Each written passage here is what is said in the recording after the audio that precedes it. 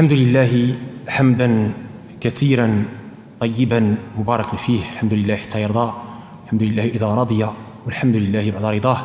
اللهم صل على سيدنا محمد النبي المليح صاحب المقام الأعلى واللسان الفصيح وعلى آله وصحبه وسلم تسليما.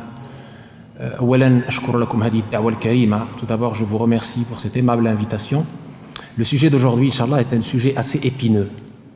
Il s'agit du dialogue interreligieux, ou hiwar al-akhar, et de son importance. Le dialogue interreligieux.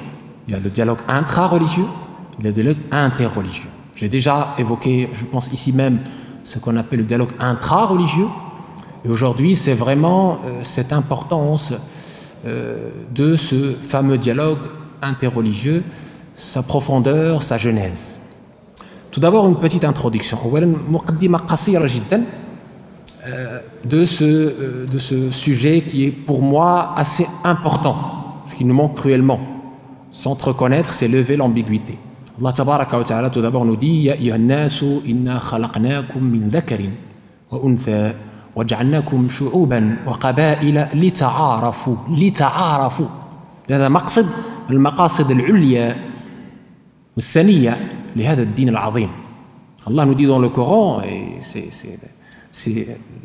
on va dire l'introduction à ce sujet, aux gens, aux êtres humains, nous vous avons créé de peuples et de nations, et à partir d'un homme et d'une femme, et nous avons fait de vous des peuples et des nations pour que vous vous entreconnaissiez. Donc cette entreconnaissance est quand même un but parmi d'autres buts nobles de cette création finalement. Nous sommes là aussi pour nous connaître, nous enrichir par cette diversité et ne pas la voir comme une malédiction, mais un enrichissement par justement l'entreconnaissance et la levée d'ambiguïté autour de ce que peut représenter l'ordre. أولا الحوار، حينما نتكلم عن الحوار في القرآن الكريم أولا هو الأصل. أنا وقفوا بعض الوقفات اللطيفة لهذه مسألة الحوار. إنما كنتأملوش الكتاب ديالنا، كتاب الله عز وجل الذي أنزل بلسان عربي مبين لا يأتي الباطل من بين يديه ولا من خلفه. الله تبارك وتعالى قبل خلق آدم، لاحظوا معايا، كان عنده حوار مع الملائكة. وإذ قال ربك للملائكة إني جاعل في الأرض خليفة. قالوا حوار، قالوا ردوا عليه، ردوا على ربي سبحانه، قالوا أتجعل فيها من يفسد فيها ويسفك الدماء. سبحان الله، الملائكة تجيب الحق. ونحن نسبح بحمدك ونقدس لك، قال إني أعلم ما لا تعلمون. Tout d'abord, en revenant à la Genèse, avant même la création d'Adam, il était question de dialogue d'Allah tabaraka wa ta'ala, le Tout-Puissant, avec les anges, pour nous donner l'exemple, pour nous donner la leçon, pour nous apprendre. Un échange où Allah tabaraka wa ta'ala dit à ses anges, j'ai décidé, ou je vais, inni ja'ilun, je vais installer sur terre un vicaire, un lieutenant, khalifa. Et les anges ont répondu à Allah, ont discuté avec Allah sur cette décision. Ils leur ont dit, mais oh Allah, comment tu vas installer sur terre une espèce qui va faire régner la discorde et la destruction, alors que nous sommes dédiés à ton adoration et à ton zikr, matin, midi et soir, tous les jours que Dieu a créés. Vous voyez, premier dialogue déjà. On est dans un dialogue, non pas dans un monologue. C'est pas Allah a dit et les anges ont dit, on dit rien, on y va. Ils ont posé, ils ont essayé de comment on appelle ça, de discuter aimablement avec la toute-puissance divine, en s'interrogeant sur le bien fondé de cette création. Déjà. Parce qu'ils avaient déjà une expérience avec les autres créatures d'Allah. On ne va pas débattre de ce sujet aujourd'hui, c'est ni le moment ni le lieu. Bon, ensuite, Allah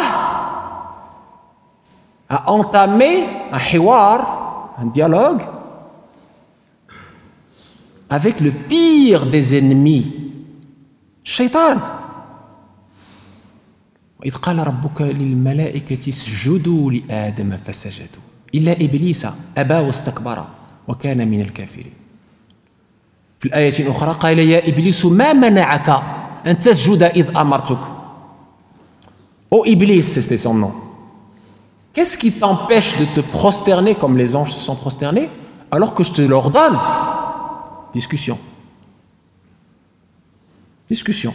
Question, réponse. Allah, il savait déjà pourquoi Iblis ne s'est pas prosterné. Il le savait. Mais il voulait rendre cette science manifeste. أراد أن يظهر هذا للناس. أمر عظيم. كيف الله تبارك وتعالى هناك حوار مع إبليس الملعون. ما منعك؟ قال أنا خير منه. خلقتني من نار وخلقته من طين. Et là, Iblis répond quand même à la question qui lui est posée. En tout orgueil, il dit, je suis meilleur que lui. Tu m'as créé de feu et tu l'as créé d'argile. Alors les exégètes, les savants, notamment de la science gustative, ils interprètent cette réponse de la façon suivante. Ils ont dit que Iblis, قالوا إن إبليس لم يرى في آدم غير الطين. ما شافش النفخة. الملائكة شافوا النور ديال النفخة فسجدوا بدون تردد واستقاموا. إبليس شاف الطينية ولم يرى النورانية. لماذا؟ لأنه حجب بكبره. ولهذا رسول الله صلى الله عليه وسلم يقول لا يدخل الجنة من في قلبه مثقال ذرة من كبر. الكبر هذا هو الحجاب الأعظم. كل شيء الدواء إلا الكبر. إن في صدورهم إلا كبر. الله تبارك وتعالى يصف الكفار إن في صدورهم إلا كبر ما هم ببالغيه. كبر أمر خطير، مرض ديال القلب خطير جدا، خطير جدا. امتاز به أول من امتاز به، أول من مصيب به بهذا الداء العضال وإبليس. قال أنا خير، أنا خير. Qu'est-ce qu'il a répondu Iblis à Allah tabaraka wa ta'ala quand tu lui as posé la question pourquoi tu ne t'es pas prosterné? Et il dit il a utilisé le je suis meilleur que lui. Je suis meilleur que lui. Donc à chaque fois que quelqu'un de nous, et je le vois beaucoup chez nos jeunes qui font des efforts dans la religion, dès qu'il fait un petit peu sa prière à l'heure, il commence à faire la prière de la nuit, ça y est, il se voit, moi je suis meilleur que... Subhanallah. Calme-toi, écoute les conséquences de cette parole. Ana khayrun min. Iblis, avant de désobéir, il faisait des prières jour et nuit. Tenez-vous bien. Eh oui. Mais ça n'a été d'aucune utilité pour lui. Pourquoi? Parce qu'il a dit « Je suis meilleur que Adam ». Et là, il a été voilé par ce qu'on appelle la maladie de l'orgueil, qui est l'une des plus graves des maladies, qui souille, pollue, aveugle et tue le cœur. Qaswa, la dureté du cœur, elle est amenée à cause de cette grave maladie du cœur qui est l'orgueil, qui est une caractéristique satanique. Satan. Et l'âme charnelle, quand elle va justement s'imprégner des caractéristiques sataniques, elle devient orgueilleuse. Elle se croit toute puissante. Je suis meilleur que toi. C'est pour ça que le prophète sallallahu alayhi wa sallam nous dit ne rentre pas au paradis celui qui a une attente d'orgueil dans son cœur. Alors il y a un compagnon qui a été effrayé, il y a de quoi? Et il dit à Sayyiduna Muhammad sallallahu alayhi wa sallam, mais moi j'aime bien que mes cheveux soient bien rangés, de porter des beaux habits, des belles chaussures. Alors, le prophète sallallahu alayhi wa sallam a corrigé cette mauvaise compréhension en disant Inna Allah jamilun yuhibbul jamal. Allah est beau, il aime la beauté. C'est pas de ça dont il s'agit. Et il explique ce qu'est le kibr. Il dit l'orgueil, c'est le mépris des gens et le rejet de la vérité. Le mépris, le rejet. C'est ce qu'a fait Iblis. Très bien. Donc il y avait ce dialogue. Ce dialogue a été aussi avec les créatures ou les mondes ou le règne animal. Dans l'histoire de Sayyidina Suleyman, Salomon, et la huppe, le hudhud. وهذه كيجيبوها المالكية قضية الإعذار. سيدنا سليمان منين غاب عليه الهدهد ما لي لا أرى الهدهد أم كان من الغائبين لأعذبنه عذابا شديدا أو لأذبحنه أو لياتيني بسلطان مبين فمكث غير بعيد قال شنو قال وجئتك من سبأ بنبأ يقين إني وجدت امرأة تملكهم وأوتيت من كل شيء ولها عرش عظيم وجدتها وقومها يسجدون للشمس من دون الله وزين لهم الشيطان يفسر تأخير الذي حدث له. هذا يسميه الفقهاء الإعذار، أن تعذر الإنسان قبل أن تتهمه، تجعله يعني هل بقي لك ما تقول، هل بقي لك عذر قبل أن تحاكمه.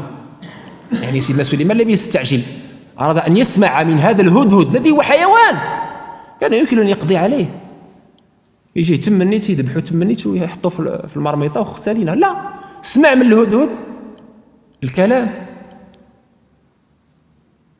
Sidna Suleiman, il a parlé à la huppe.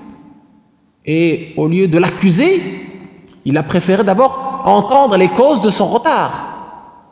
Ce qu'on appelle dans la jurisprudence malikite l'i'dhar. Il dit, est-ce qu'il te reste des arguments, des excuses, avant même d'accuser cette personne. Donc, l'écoute, l'art de l'écoute, la patience de l'écoute. Sidna Suleiman a eu aussi dialogue avec les fourmis. قالت نملة يا أيها النمل ادخلوا مساكنكم لا يحطمنكم سليمان وجنوده وهم لا يشعرون فتبسم ضاحكا من قولها إلى آخر الآيات. يعني عندنا on a dans notre patrimoine une profondeur dans ce dialogue à tous les niveaux. Dialogue d'Allah tabaraka wa ta'ala avec ses anges, dialogue même avec le pire des ennemis, Iblis, dialogue avec le règne animal et même avec le règne végétal et le règne, ce qu'on appelle aujourd'hui les objets non animés, alors qu'ils sont animés par le dhikr. وَإِن مِّن شَيْءٍ إِلَّا يُسَبِّحُ بِحَمْدِهِ وَلَكِنْ لَا تَفْقَهُونَ تَسْبِيحَهُمْ. شوفوا هذه اللطيفة. Toute chose glorifie Allah, mais vous ne le savez pas. Les montagnes glorifient, cette petite pierre glorifie Allah. Le prophète quand il passait devant le monde, هذا جبل يحبنا ونحبه هذا جمودان فاز المفردون. Il parlait aux montagnes, il leur donnait des noms, subhanallah. Ça c'est le prophète sallallahu alayhi wa sallam. Vous voyez, donc tout, il y a une harmonie à avoir avec la création, dans le sens où toute la création se soumet à Allah tabarak, glorifie Allah tabarak wa ta'ala. Elle est dans cette communion, si on peut appeler ça comme ça. Très bien. Le dialogue avec l'autre, celui qui diverge avec nous, notamment dans la religion, il a aussi été instauré par qui? Par Sayyidina Muhammad. Contrairement à d'autres formes de religiosité qui nous a précédés, dans cette belle religion, la question de la tolérance, on est allé au-delà de la tolérance. On est dans un concept qui s'appelle l'amour, mahabba. Pourquoi? Parce que le prophète sallallahu alayhi wa sallam nous dit la yuminu ahadukum hatta yuhibba li akhihi ma yuhibbu li nafsihi. Nul n'est véritablement croyant s'il n'aime pas pour son prochain ce qu'il n'aime pas pour lui-même. Ça veut dire quoi? Ça veut dire quoi ça? Comme tu n'aimerais pas que toi tu sois jeté en enfer, eh bien tu dois avoir le même sentiment qui t'anime vis-à-vis de ton prochain, et donc tu dois user de sagesse, de bienveillance, de douceur pour au moins lui présenter cette belle religion de la façon la plus belle. Vous voyez? Toute créature glorifie Allah. Nous sommes inconscients, très bien, mais nous y croyons. Et quand la personne est dans l'amour, comme j'ai dit, cet amour est une conséquence de sa bonne religiosité, de sa foi, parce qu'il aime pour son prochain ce qu'il aime pour lui-même. Et c'est pour cela que le Coran nous dit sur les caractéristiques intrinsèques du prophète sallallahu alayhi wa sallam wa ma arsalnaka illa rahmatan lil alamin lam yaqul rahmatan lil muslimin. Il n'a pas dit une miséricorde pour les musulmans. Il a dit on t'a envoyé comme miséricorde aux univers. Ça veut dire que ce sentiment positif à l'égard du prochain, c'est une composante intrinsèque de cette religion. On n'est pas dans cette religion après moi le déluge, non. On a vraiment ce regard au prochain qui est très différent de ce que certaines sectes aiment nous faire croire. حنا في الدين ديالنا الهم ديالنا الآخر كنبغيو له الخير باغي له الخير. هذا سيدنا محمد صلى الله عليه وسلم قدوة ديالنا.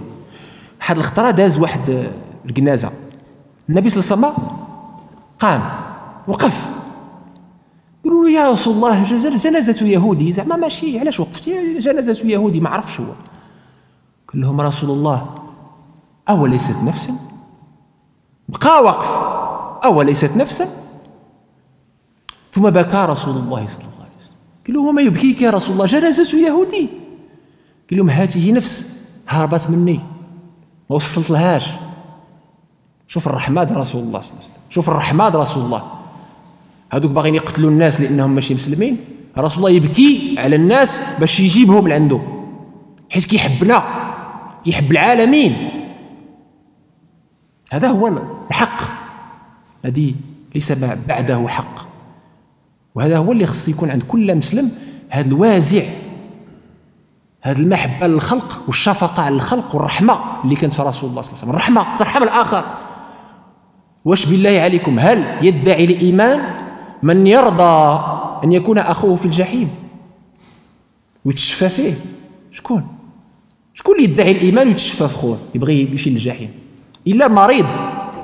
دابا هاد الناس هادو اللي مرض خصو يلقى لك فين يدخلك لجهنم. رسول الله صلى الله عليه وسلم كان كيشوف في الصحابة ديالو غير خصلة الخير خصلة الخير كيشدك من ديك الخصلة كيرفعك بها. فلان فيه كذا الخير فلان فيه أبو عبد الله لا لو يقوم الليل كذا فلان كريم فلان هذا كيشد بك الخير اللي فيك انت لانه مربي يريد ان ترتقي الى احسن. ما كيمشيش من الامور اللي هي سلبيه كياخذك من الامور اللي هي ايجابيه. هذا هو المربي الحقيقي. هكذا كان رسول الله صلى الله عليه وسلم كيشجعك ماشي يعين الشيطان عليك لا لان احنا ضعفاء وخلق الانسان ضعيفا خلق الانسان ضعيفا. رسول الله صلى الله عليه وسلم المهمة التربوية ديالو هي كيفاش يخرجك من الظلمات إلى النور كيفاش يخرجك من تبعية الهوى وعبودية الهوى إلى عبودية رب الأرباب سبحانه. هذا هو المحبة الحقيقية. لقد جاءكم رسول من أنفسكم وفي رواية من أنفسكم عزيز عليه ما عنتم حريص عليكم سبحان الله حريص باغي لكم الخير. عطا ربي الشفاعة العظمى قال في الصراط ويقول سلم سلم سلم سلم تيدخلوا الأمة ديالي سلم سلم واقف وكيدوز. شكون يقدر يدير هادشي؟ هذا هو المحبة الحقيقية ديال الخلق. الداعية خاص يكون القلب ديالو ماشي مملوء بالضغائن والأحقاد والحب والانتقام لا خاص يكون عامر القلب ديالو بهذه الأخلاق الكريمة ديال أنه يشوف في الآخر أنه كذلك كنتم من قبل فمن الله عليكم. ما يحقرش ما يكونش داك الاحتقار. تقوى هنا بحسب امرئ من الشر اشنو ان يحقر اخاه المسلم بل ان يحقر كاع الانسانيه لان هذاك الله تبارك وتعالى ابتلاه بالكفر وما يدريك لعل خاتمتك تكون اسوا ولهذا لا يمن مكر الله الا القوم الخاسرون. Donc je disais que l'attitude correcte dans cet islam que nous a appris notre enseignant, Sayyiduna Muhammad sallallahu alayhi wa sallam, notre murabbi, c'est d'avoir cette bienveillance vis-à-vis de l'autre, quel que soit l'autre. Parce qu'on ne doit pas mépriser la créature. On doit essayer de voir ce qui est positif dans cette créature pour essayer de l'élever, pour partir des points positifs et essayer de voir comment on peut améliorer. En sachant qu'on n'est pas parfait, mais on est perfectible. On ne voit pas le verre à moitié vide, mais on doit le voir à moitié plein. On ne doit pas voir la poussière qui est dans l'œil, mais on va voir la beauté qui est dans le cœur de chacun de nous. Et la possibilité, ou les possibilités, pour le rendre meilleur. Et nous devons l'aider à devenir meilleur, et non pas le pousser vers le bas et aider Satan dans sa mission.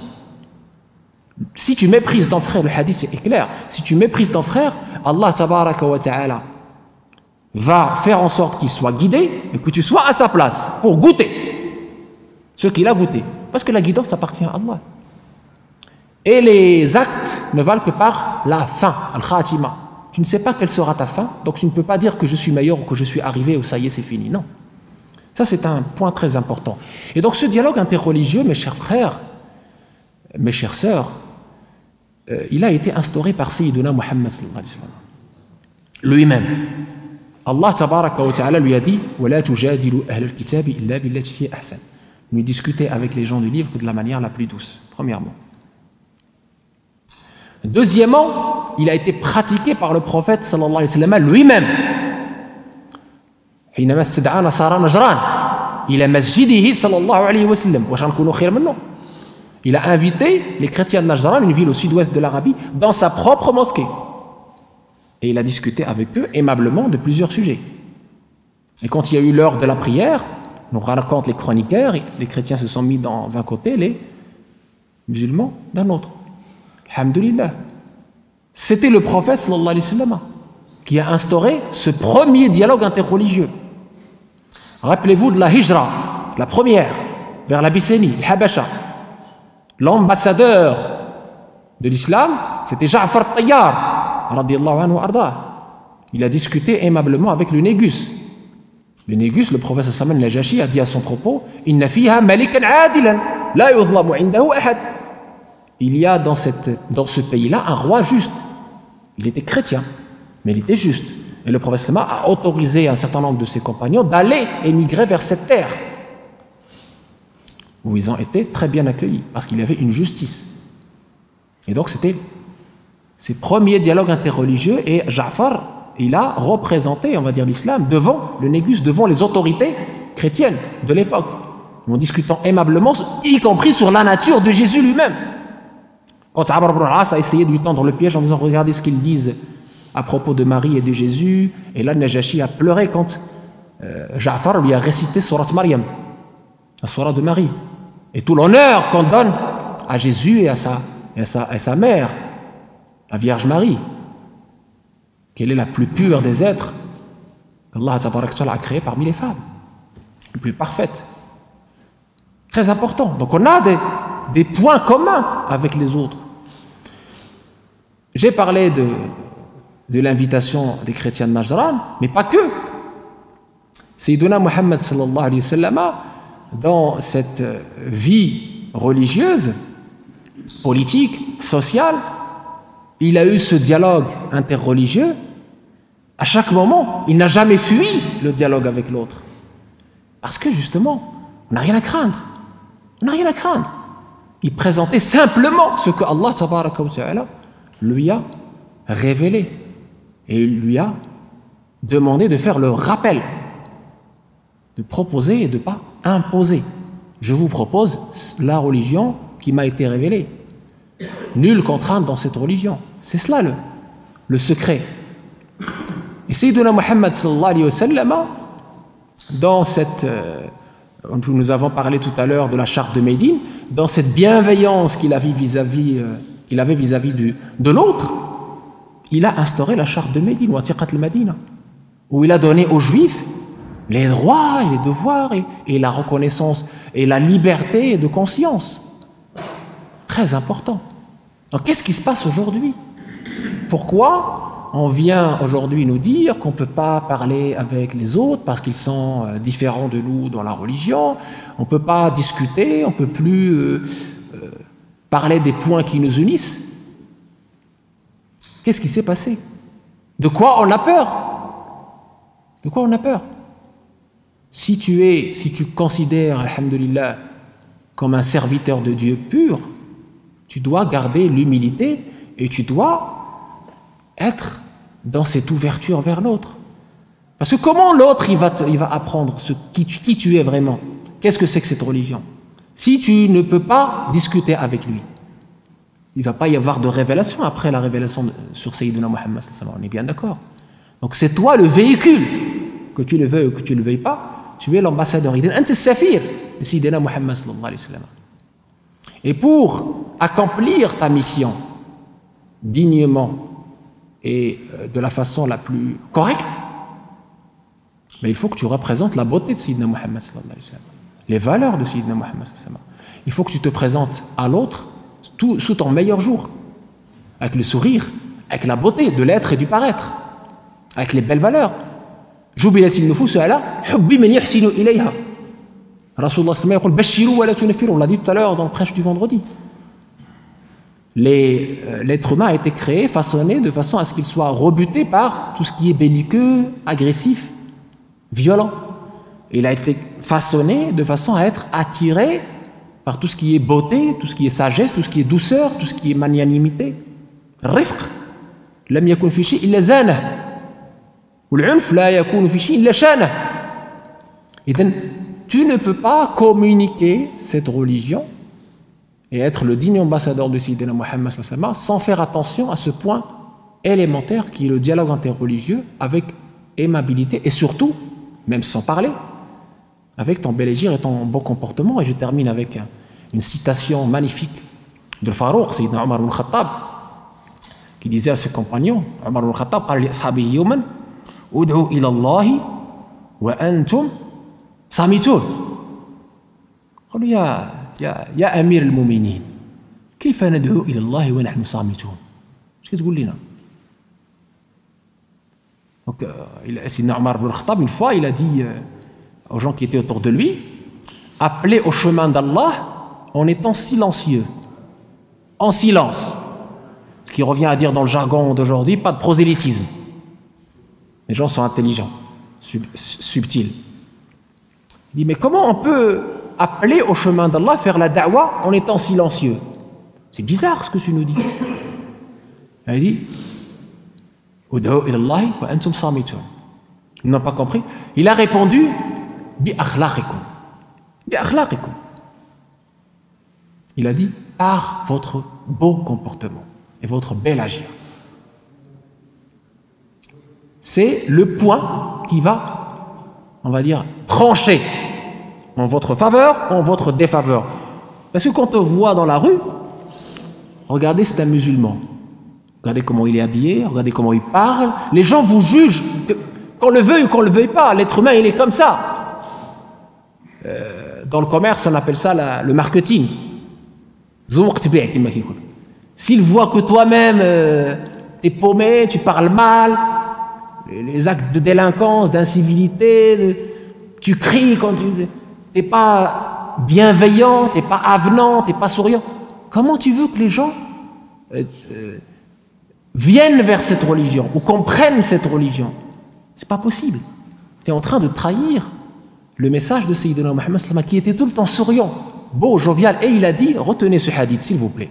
L'imam Malik a rapporté dans son Muwatta, dans la lettre qu'il a envoyée à Harun Rashid, parce qu'il a envoyé une belle lettre. Alors, je n'ai pas le temps ici de l'exposer, je l'ai mis dans mon livre pour ceux qui veulent la consulter.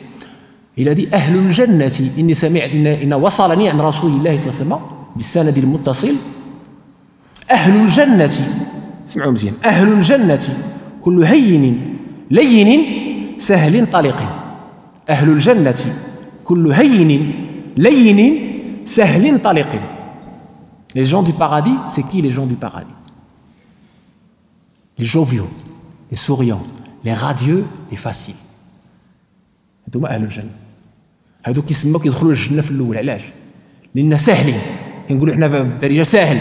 فلان سهل العشرة لين. أهل الجنة كل هين لين سهل طلق. هذوما أهل الجنة. اجعلنا منهم. أهل الجنة كل هين لين سهل طلق. كاع اللي كيستبشر ربي كيبشروا بالخير. وكاع اللي كيبقى هذا الله يحفظ. ولهذا الإنسان يقدر يبدل. Tu peux changer mon frère, ma soeur. Tu peux changer. Tant que tu as la vie, tu peux changer, alhamdulillah.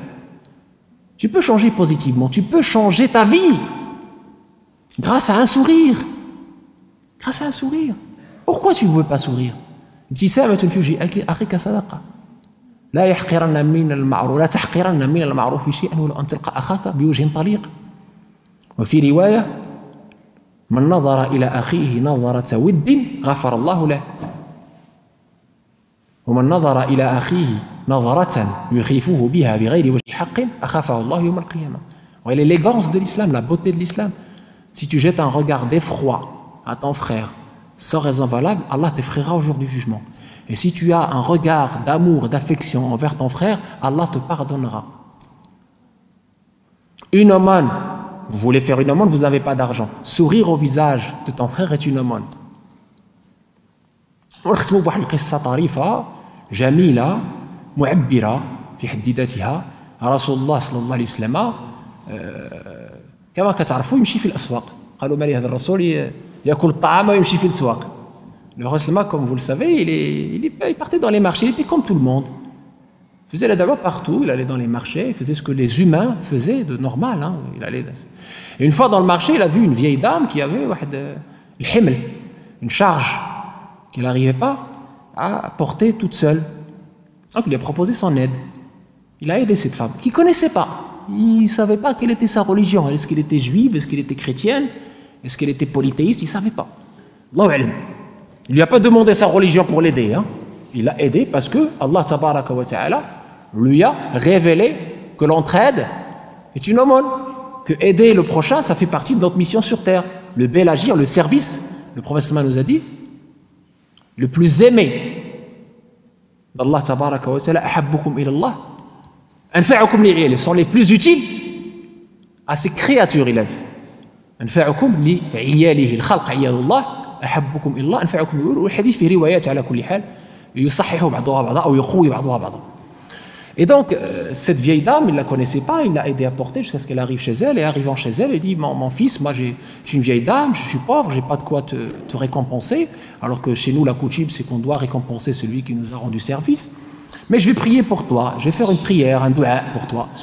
Puissent les dieux de la Mecque t'épargner la magie de Mohammed.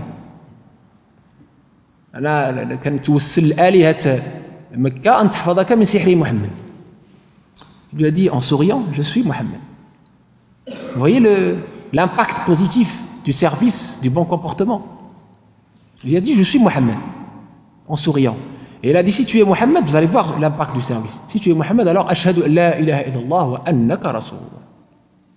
Cette femme a été victime des médias de l'époque. Abu Lahab, Abu Jahl, c'était les médias de l'époque, qui faisaient tout pour diffamer Sayyidina Muhammad sallallahu alayhi wa sallam. هذو كان الإعلام ديال ذاك الوقت اللي كيفتري على رسول الله صلى الله عليه وسلم، هذا كذاب ساحر كذا يفرق بين المرء وزوجيه كيفعل كيترك. وهذه المرأة كانت ضحية، كتسمع الإعلام ومشات مع الإعلام، مشات مع أبو جهل القريشيين هذو الصح، هذو اللي كان عندهم المال وعندهم le lobby de Quraysh. Cette femme entendait les diffamations sur Sayyidina Muhammad. Elle n'avait pas encore eu l'honneur de le voir à l'œuvre. Et là, elle a vu, elle a connu, et elle a cru. La diffamation, de tout temps, elle existe. Même Allah tabaraka wa ta'ala l'a diffamé. Donc tu t'attends à quoi? Quand on te jette des fleurs dans la rue? C'est pas possible. On va se victimiser. Donc, كامل كلنا معرضون. أفحسب الذين آمنوا أن يقولوا آمنا وهم لا يفتنون. سبحان الله.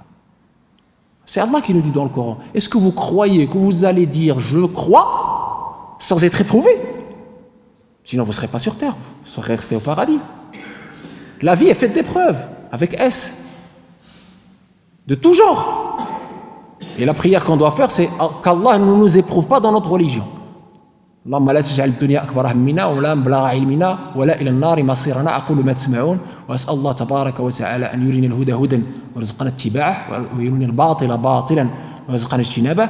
Et si vous avez des questions, elles sont les bienvenues إن شاء الله. بالعربية ولا بالفرنسية باش ما بغيتو، بالدارجة بالشلحة باش ما بغيتو. بسم الله.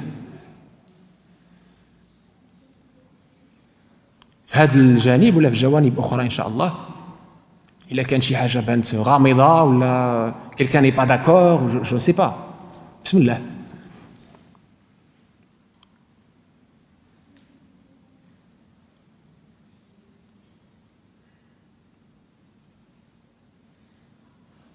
Shabab, les jeunes, non, pas de questions, tout va bien, ça veut dire que...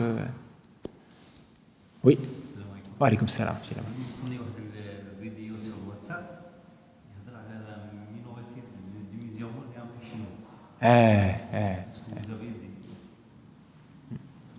Il y a beaucoup de minorités partout dans le monde et vous savez, dès le début de l'islam, il y a eu des, comment on appelle ça, les tortures, أنا قلتها الإنسان ما يقدرش يتصور أنه في هذه الدنيا هذه لن يبتلى هذه وحدة وخصوصا المسلم لأنه كيحمل الحق والحق الأبالي الشياطين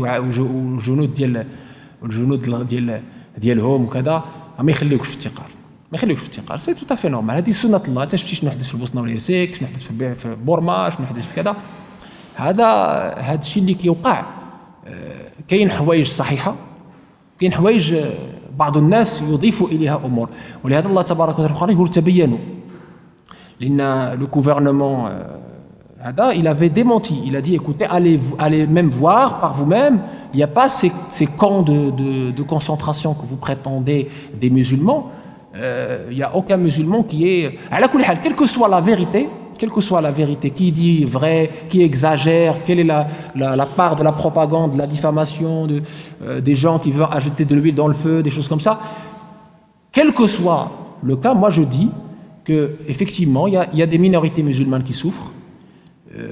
Qu'est-ce qu'on fait, nous? Est-ce qu'on a les moyens d'intervenir? Moi, je n'ai pas les moyens d'intervenir. Je suis faible, affaibli. Nous sommes dans une Ummah qui a oublié Dieu, pour la plupart. Et Dieu l'éprouve pour revenir à Dieu. Moi, je me rappelle, j'ai assisté à cette grande épreuve de la Bosnie-Herzégovine. J'ai assisté. Et j'ai vu la Bosnie avant et la Bosnie après. Franchement. Avant, les gens là-bas ne se disaient pas vraiment musulmans. Après, les mosquées étaient remplies jusqu'à dehors. Ça a éveillé les consciences. Donc, les ennemis d'Allah tabaraka wa ta'ala et de la justice et de la vie, qui ont cru bon ou qui ont cru qu'ils vont exterminer l'islam ou supprimer les musulmans et donc avec la suppression des musulmans, avec les exactions et tout ça, ils vont en finir avec les musulmans. Ils se sont trompés parce que le calcul qu'ils ont fait, il s'est retourné contre eux. Ça a éveillé les consciences encore plus. Et ça a donné plus de légitimité à ces musulmans et ça a donné plus de force et de présence, etc. Et j'ai pas de solution. La solution, c'est de revenir vers Allah tabaraka wa ta'ala avec dua, de prier pour ces gens-là dans la prosternation, et croyez-moi, le dua dans la prosternation, il est exaucé. Si tous les musulmans se mettaient à faire dua pour ces gens-là, déjà, de leur envoyer ce qu'on peut envoyer, on a les associations, la société civile, de leur envoyer ce qu'on peut envoyer comme nourriture ou comme soutien logistique, matériel, et de faire bloc. Et aujourd'hui, on sait qu'en Europe, ça marche. De faire bloc, faire pression, on est des citoyens français, on est des citoyens européens, de faire bloc pour que ces injustices, si elles existent, cessent. On peut faire bloc. Vous savez, la pression diplomatique, parfois, elle est meilleure que la guerre. Elle a plus d'impact que des guerres, qui peuvent être longues et indéterminées et coûteuses, etc. Cette pression, on doit l'exercer. On doit être unis d'abord pour pouvoir l'exercer, parce qu'on est malheureusement très désunis. Et il y a quelqu'un qui pose la question... doit-on débattre dans des groupes avec des personnes de toute religion et même des athées? Faites attention parce que le dialogue interreligieux, quand il s'agit de rentrer dans des sujets profonds, il faut des spécialistes. Je connais même des ulama, des savants qui ne veulent pas faire de dialogue. Je parle de dialogue profond, de sujets de fond, qui ne veulent pas faire du dialogue interreligieux parce qu'ils ne maîtrisent pas cette science. C'est une science. Ils étaient formés. Ils avaient déjà approfondi leur religion et connu la religion de l'autre pour pouvoir comparer, pour pouvoir répondre, etc. Donc, ليس منه بودب يقدر يتعرض لهذا الحوار الأديان أو هذا العمق ديال الحوار. كاين الحوار الأديان بصفة عامة وكاين الحوار الأديان العميق في المسائل اللي هي عميقه وحساسه ودقيقه وكذا اللي كتحتاج من الانسان واحد. وكنتذكر هنا واحد من الائمه الكبار كنصيفطوا الباب العالي باش يتكلم مع المسيحيين. جاوا المسيحيين قالوا له، جا داك الاسقف قال له انتم في الدين ديالكم راكم عنصريين، كتزوجوا بناتنا وحنا ما نتزوجوش ببناتكم.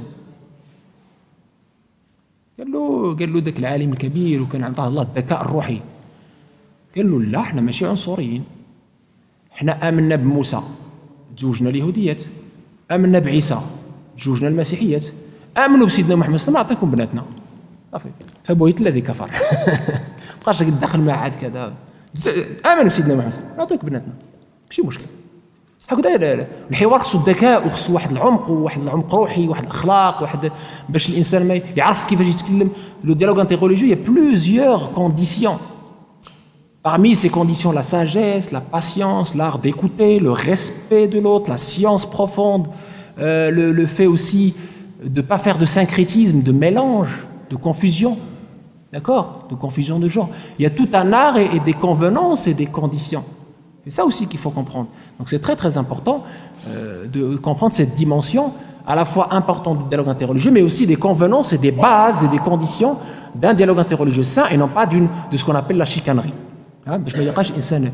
وهذه الاحداث اللي وقعوا اليمه كنتالموا لها حقيقه، الانسان في الثلث الاخير من الليل وفي السجود وكذا احنا ضعفاء مستضعفون، لا لنا ولا معنا، لان ما عندنا ما نديروا الا الدعاء. والله تبارك وتعالى يحفظهم ويحفظنا ويحفظ وليداتنا وهذا الشيء راه ما يبغيه، لا راه حتى الانسان ماشي مسلم ما يبغيش هذا الشيء، فما بالك بالمسلم اللي عنده القلب ديالو حي.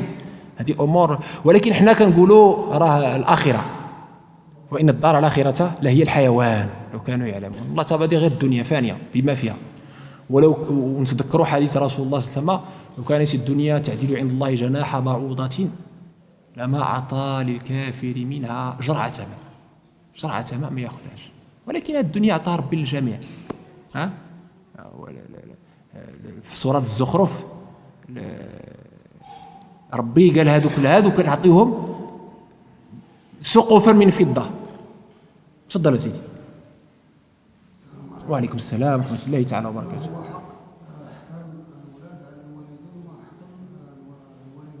بارك الله فيك، واحد السؤال عظيم جدا حنا فيه. هنا هذاك الجمعة اللي فات هكذا كان صرا بين بعض الأسف الأسر كتشتت. Notre frère demande effectivement les droits, devoirs de l'enfant envers les parents et des parents envers l'enfant. En toute évidence, Allah a décrété dans le Coran tout de suite après l'adoration d'Allah, il y a la bienfaisance aux parents. La malfaisance ou la maltraitance des parents vient tout de suite après le grand péché du shirk, de l'association. Donc oui, on doit être très vigilant par rapport à ce point important. Je ne vais pas détailler ici, je ne vais pas faire un cours ici sur عقوق الوالدين ولا كذا، وإنما الأمر واضح، هذا قرآن ما يمكننا شيء. Mais ce qui est important à dire aussi, c'est que c'est pas une obéissance aveugle. ماشي طاعة عمياء الولد لوالديه. علاش؟ إن ربي يقول لك وإن جاهدك على أن تشرك بما ليس لك به علم فلا تطعهما وصاحبهما في الدنيا معروفة. Tu ne peux pas dire oui à des choses qui ne sont pas conformes à ce qu'Allah a demandé. Quand il y a une contradiction entre ce qu'Allah a demandé explicitement, sans aucun doute, sans aucune interprétation possible, et ce que les parents ont demandé, c'est Allah. Si le parent demande de ne pas faire la prière, tu ne peux pas dire mais mes parents m'ont dit de ne pas faire la prière donc je ne la fais pas. Tu as tort. Tu obéis d'abord à Allah. Parce qu'Allah, la prière, c'est pas négociable. D'accord? C'est un exemple. Ça, c'est très... Ou le jeûne pas le mois de Ramadan parce que tu... Non, mais le mois de Ramadan, c'est le mois de Ramadan, sauf si tu es malade ou tu es en voyage, il y a des raisons. D'accord? Donc ça, c'est très important. Mais d'un autre côté, les parents doivent éduquer leurs enfants. C'est un devoir. ما يمكنش ديك كاين واحد المثله كيقولوها عندنا المربي من عند ربي. ما كايناش هذه. خصك عقلها وتوكل، بمعنى انه الوالدين خصهم واحد المجهود، لان كلكم راع وكلكم مسؤول عن رعيته. راه غدا نسال الاستثمار الامثل هو ان تستثمر في ابنائك، ما تستثمر في البلاد ولا هذا لا. Le meilleur investissement, c'est l'investissement qu'on fait pour éduquer nos enfants. Et tu ne récoltes que ce que tu as semé. ولا تحصد إلا ما زرعت. هذا هو المشكل. ولهذا خصنا من البداية من 7 سنين الخلق النبوي الهدي النبوي نربيو على الصلاة، نجيبوا المسجد، تعلموا الصلاة، تاخذ معها وقت. Il faut consacrer du temps à nos enfants. Je sais que c'est difficile, je sais qu'on a du travail, qu'on est trop occupé, mais ça c'est pas une option. C'est une obligation. Comment je vois les choses. Aujourd'hui, quand vous voyez la population carcérale, je suis au regret de vous informer qu'il y a un pourcentage très important de nos coreligionnaires, de nos enfants qui sont là-bas. Pourquoi? Posez-vous la question, je ne vais pas répondre. Vous connaissez tous la réponse. Je ne suis pas en train de jeter la pierre aux parents. Je dis simplement c'est un poids d'intention. On a tous des choses à nous reprocher et la chose la plus importante à mon sens, sur laquelle on doit investir et on doit passer du temps, c'est l'éducation. Nos enfants, c'est notre lourde responsabilité. نربيوهم نعلمهم الصلاة، نربيهم على الثقافة الدينية، تجيبوا المسجد في الأعياد، تعلموا شنو هو العيد، تفسر له علاش إن كاين المدرسة كدير لك المسح، كاين الرفاق، la fréquentation. Il y a plein de facteurs qui font que votre enfant, malheureusement, il est formaté si tu ne fais pas l'effort derrière de l'éduquer, de le sensibiliser, de lui montrer le bon chemin, l'exemple. Et il n'y a pas meilleur que l'éducation par l'exemple. ما يمكنليش تقول لولدك صلي وانت ما كتصليش، تقول لولدك يعني تصدق وانت كيدق عليك الفقير وكتقول له سير في حالك، ما كايناش. ولا تقول لولدك كن صادقا وانت يعيط عليك شي واحد تقول له ما كاينش هادشي. هذه لا تستقيم التربية من غير أن تكون أنت المثال. Tu peux pas te contredire toi-même. Tu peux pas dire à ton fils d'être sincère et toi tu mens. Tu peux pas dire à ton fils d'être généreux et toi tu es avare. Tu dois comprendre que les enfants sont comme une éponge et il n'y a pas mieux que l'éducation par l'exemple. هذا هو يعني الله أعلم. وراه هذا بوحده حديث طويل جدا وراه فيه نختمه إن شاء الله. اللهم آت نفوسنا تقواها وزكها أنت خير من زكاها أنت وليها ومولاها. اللهم يا أرحم الراحمين انفعنا بما علمنا وعلمنا ما ينفعنا واجعلنا من الصادقين المخلصين المخلصين واحفظنا يا رب من عجائب أنفسنا. اللهم إنا نعوذ بك من منكرات الأخلاق والأهواء والأدواء. اللهم يا رب العالمين يا أرحم الراحمين ارحم أمة سيدنا محمد وأعد لها عزها وسؤددها ومجدها واجعلها يا ربي وحد الكلمة يا أرحم الراحمين وحد كلمتنا كالله تبارك وتعالى réconcilie entre nous. اللهم اجعلنا من قلت فيهم ونزعنا ما في صدورهم من غل إخوانا على سرر متقابلين. اللهم وحد صفوفنا وحد كلمتنا ألف على الخير قلوبنا qu'Allah Tabaraka wa Ta'ala nous donne l'amour entre nous, désintéressé pour Allah Tabaraka wa Ta'ala, pour qu'on puisse accomplir, Inch'Allah, notre mission sur terre, notre responsabilité sur terre. Wa akhiru da'wana alhamdulillahi rabbil alamin, salatu wassalamu ala sayyidil mursalin, wa ala alihi wa sahbihi ajma'in, subhana rabbika rabbil izzati amma yasifun, wa salamun ala al-mursalina, walhamdulillahi rabbil alamin, wa barakallahu fikum, wa hafidhana wa hafidhakum.